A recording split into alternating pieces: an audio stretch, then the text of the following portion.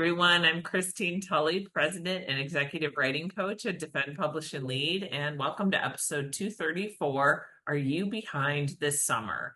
I decided I wanted to record this episode because we are getting close to the end of June, and as I work with a lot of faculty, people start panicking a little bit that they had all these projects they wanted to complete over the summer, and maybe they didn't do any writing at all yet, or they did very little. But we always have that feeling that we're behind as academics. And so it is common, but in the summer, I feel like there's an extra layer of guilt because you're supposed to be catching up. So I thought what we do is talk through kind of where I am this summer and then look at some strategies that I'm going to use to get myself maybe a little bit more caught up. We'll see. So for people on YouTube, I'm actually putting up a Penzu list. Penzu is just an online notebook that I use to record things. It's just a free thing. I'll put a link to it in the show notes if you're not familiar with it. But I basically just keep kind of a list of what I want to do over the summer. And it really includes all kinds of things like what kinds of writing projects I want to do, when my summer officially starts, when it officially ends, and days I'm not working and that kind of stuff. So where I am at this particular moment, my summer started for me on June 2nd. I did get out earlier from classes, but I tend to kind of consider the summer starting once my children are out of school for lots of reasons. So I started it then. So really today when I'm recording this is June 24th. So this is really from like June 2nd to the 24th that I've completed some of these things. I did knock out a few projects in May, but like everybody else, I'm a little bit behind. So I thought I'd talk about a few things, how I'm going to work around some slowdowns. Let's just call them that. So I had some big projects that I was working on in terms of writing. So I had some conference proposals. I had a book proposal for a press for an upcoming book I'm doing about sabbaticals. And so those projects all got completed. I got rid of the conference proposals. I got rid of the book proposal. And then I took a full week off in June for a family vacation. So that all was supposed to happen. That was all fine. And then I had a whole bunch of other things that I wanted to knock out this summer. But as always, there's some projects that come back through and maybe interrupt what you're doing. One project that just circled back to me about a week and a half ago was just some minor corrections on my book proposal. So I need to take care of those before I can really work on anything else. So that's something that I wasn't anticipating. It's totally fine. But they will take a little time, like a day or two to complete. And then I'd mentioned that in July, I like to work on shorter writing pieces, usually for Inside Higher Ed, because I like to do columns for them, but I tend to do them in the summer where I'm thinking about professional development issues and that sort of thing. And then I also have a half-finished article that I talk about this all the time. I need to do an episode on yucky writing projects, but it's that project that's always on your list, never gets completed. It's not super time sensitive, but eventually it's going to be too old. So I'm going to need to do something about that.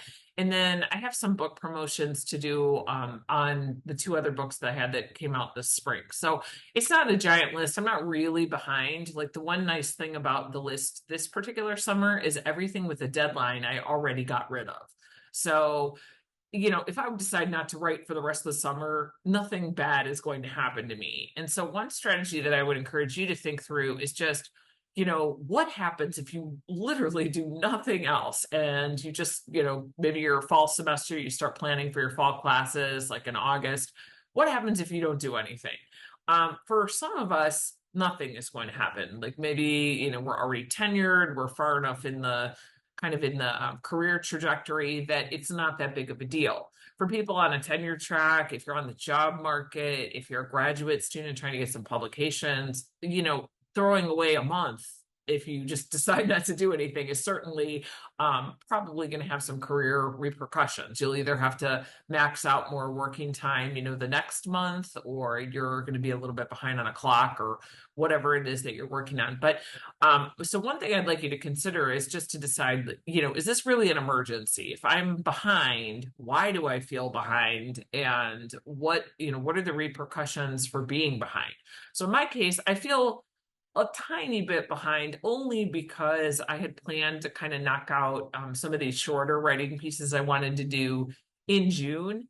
And just looking at, I need to do these corrections on this book proposal, and I have a couple other professional things that kind of erupted that I need to take care of.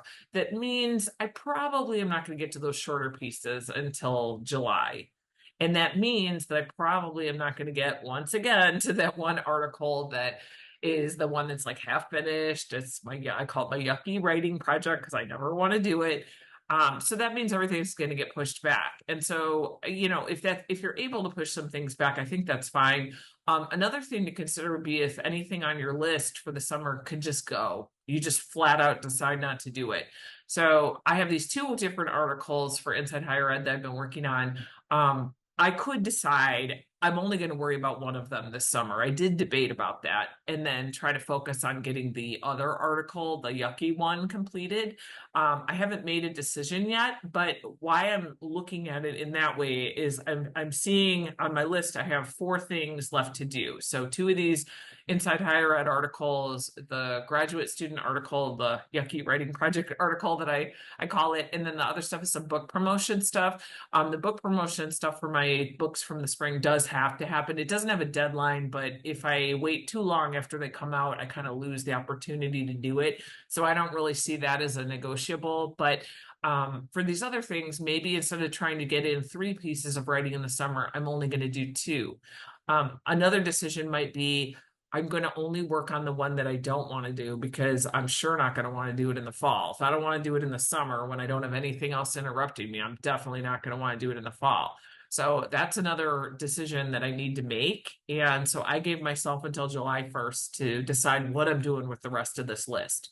So that would be another thing that I would recommend is to kind of decide, make a decision about when you need to make a decision. So is it that I know I can't get everything done, so by July 1st, I have to have kind of a rewritten plan about what's happening for the second part of the summer. So that could be a way to handle it.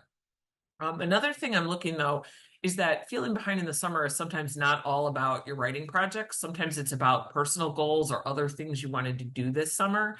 So in a past episode, I kind of said, hey, I want to do more pleasure reading since I really don't make time for it during the year. And I want to make sure that I, get to play my guitar once in a while and, be outside and maybe do a workout class with my daughters or something like that. So I made a list on, this is also in Penzu, of just some things that I wanted to do. And I'm happy to report that I've done most of the things on the list pretty regularly. With the one exception, I did mention I want to get to the art museum a couple times this summer. It's up in, it's about 40 minutes away from me. I'm a member of it, and I love going. That is one thing that has not happened yet. But in general, like I feel like the restoration things have happened. So if maybe the writing isn't going so well, maybe on the balancing side, you can take a look and say, hey, do I have some of these restorative practices happening? And if so, what does that mean? So sometimes for me, that kind of says, hey, I'm maybe slowing down on some of the other things, but I'm going to be coming back in the fall a lot stronger.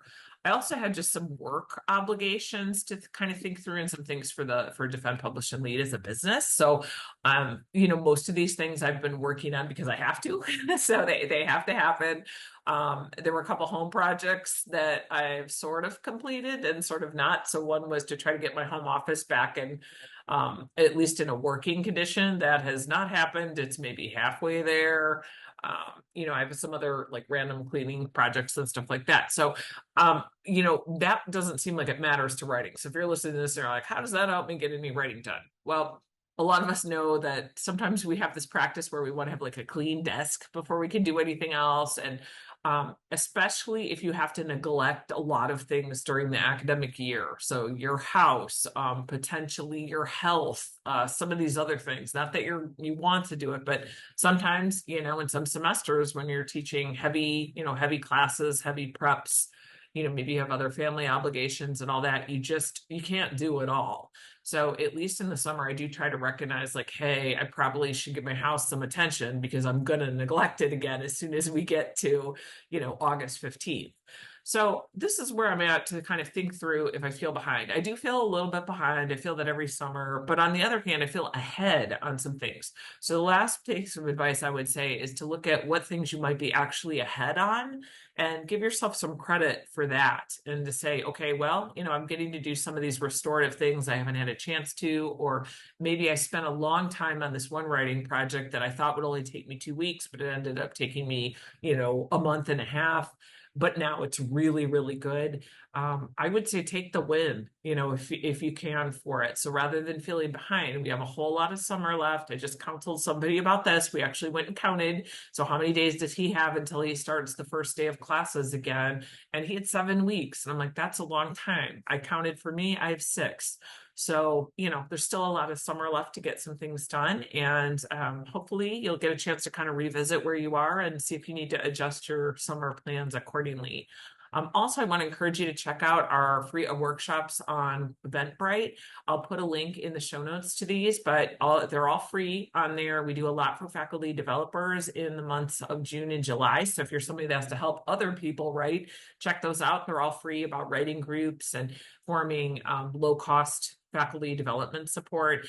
If you're a writer and you want to do something with your own writing, definitely join us for some of our DPL writing classes. We're doing one on paragraphing. If you end up missing that one and you want a recording, definitely you can email me at Christine at Defend, Publish, and Lead. And we're doing another one on sentences coming up. So please don't hesitate to reach out if you need any resources. Our coaching hours are also on special during the summer, so it's a great time to get them and they do not expire. So you can use coaching for all sorts of things, to manuscript help, to kind of talking through writing practices, to figuring out, why your dissertation advisor doesn't like your methodology section. All those things we can do. So please reach out to us at Defend, Publish, and Lead.